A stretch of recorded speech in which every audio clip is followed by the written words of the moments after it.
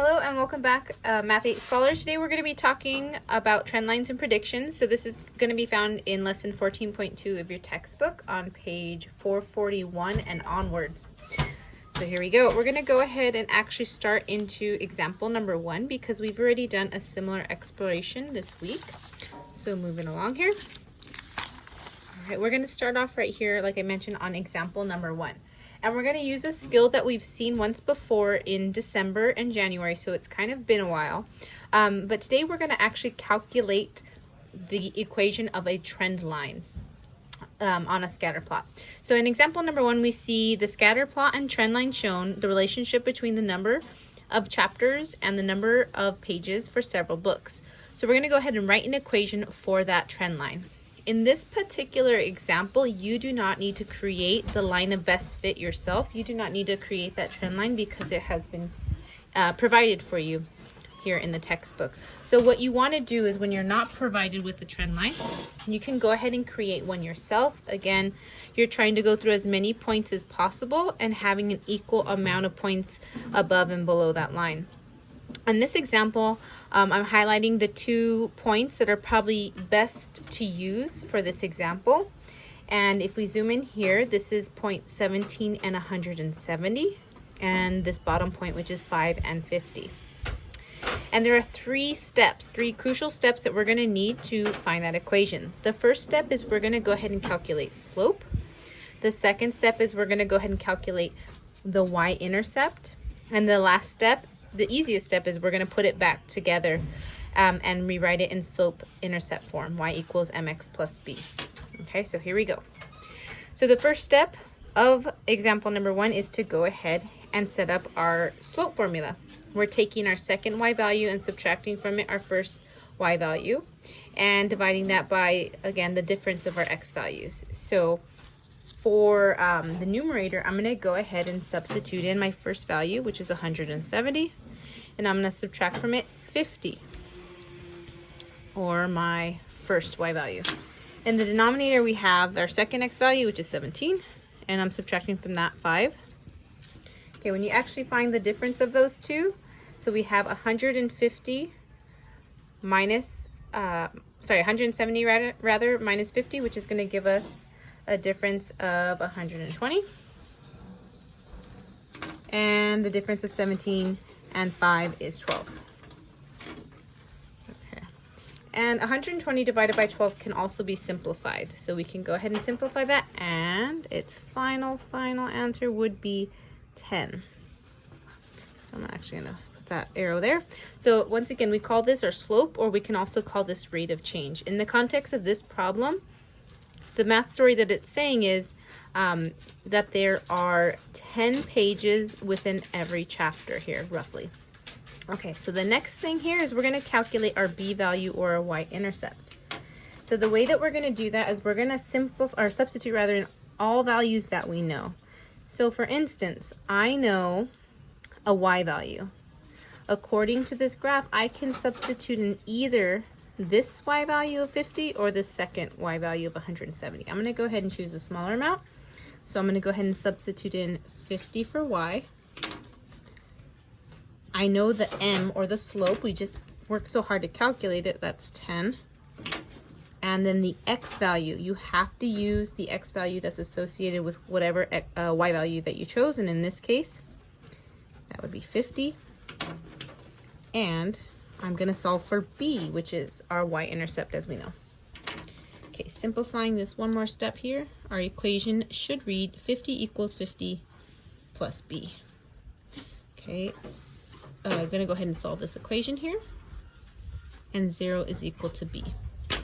So in this case, our y-intercept is 0. All that work for a 0. Okay, and the last and easiest step, we've done all the hard work here. We're going to go ahead and just put those 2 things together. Again, this is a review. So you're going to go ahead and substitute in your m value, which happens to be 10, and your b value, which was a 0. Okay. So all of this is completely another language unless we give it some context here. So let me bring this over. It's going to wrap around to the next part of the page. So onto the reflection part. So what type of association does this scatter plot show? So if you were to look at the graph on the next page, does it seem as though it's going upwards or downwards? Does it seem as though it's going to have a positive or negative association or correlation? And as we see in the graph, as the number of chapters increases, the number of pages also increases. So that is a positive correlation. And not only is it positive, but if you look at the trend line, because it's so close, most of the points are so close to that trend line, you can also say that that has a linear. So it's positive and linear association. Okay. And in this situation, we want to know what the slope means. So what's the point of calculating slope if we don't understand the meaning of it? So let's give it some context. In this situation, the slope means there is an average of 10 pages per chapter. Now we know that when we read a book, it's not always the same amount of pages in the chapter, but if we use that line to find the average, we know that this particular situation, there's about 10 pages per chapter. Okay, and then the last question in this section, the number of pages in, what is the meaning of the y-intercept? And remember, y-intercept is when x equals 0. So think about that, or you can use the graph. The y-intercept when x equals 0, where is your graph at? And you can see it visually here, or we've already calculated it back in second step. So we see that the number of pages in a book with 0 chapters would have to be 0. And that kind of makes sense there. Okay, so the last example I'm going to go over with you right now is going to be the your turn. Before I get started, you can clearly see if this is the amount of work I showed for the first example, there's no way that it's going to fit on this paper. So what I did is off to the side, I went ahead and started showing my work in my math notebook. Bring it up.